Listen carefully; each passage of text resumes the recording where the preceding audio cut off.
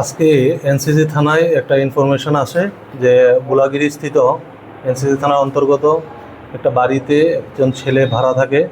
তো ওনার যে ভাড়াটিয়া ঘরে উনি নাকি কন্ট্রাব্যান্ড আইটেমস মজুদ রেখে ওনার অবৈধ ব্যবসা চালিয়ে যাচ্ছে। সঙ্গে সঙ্গে প্রসিডিউর ফলো করে এনসিসি থানার পুলিশ ঘটনাস্থলে আসে এবং এক্সিকিউটিভ ম্যাজিস্ট্রেটের উপস্থিতিতে এবং ইন্ডিপেন্ডেন্ট উইটনেসের উপস্থিতিতে ঘর তল্লাশি করে ঘরে কিছু ইয়াবা ট্যাবলেট আমরা রিকভারি করতে সক্ষম হই এবং এগুলো কাউন্টিং চলছে।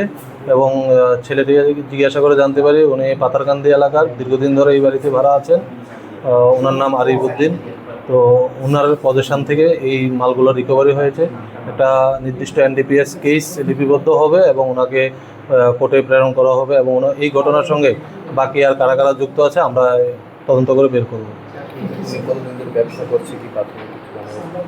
প্রাথমিক জিজ্ঞাসাবাদ চলছে এখনও, যেহেতু আমরা প্রসিডিউর ফলো করছি, তো আরও ডিটেলস আমরা ইন্টারভিউশন করার পরে আমরা স্টেজে যেতে পারি।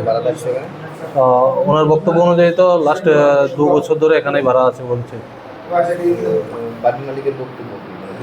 বাড়ির মালিকের বক্তব্য আমরা জিজ্ঞাসা করেছি, উনি ভাড়া দিয়েছেন অ্যাজ ওয়েল এজ যেভাবে ভাড়া দেয়, তো ওনার নলেজে নেই। বাকিটা আমরা দেখছি কীভাবে উনি ভাড়া দিয়েছেন, কী প্রসিডিউর ফলো করে ভাড়া দিয়েছেন, ওটা আমরা দেখব।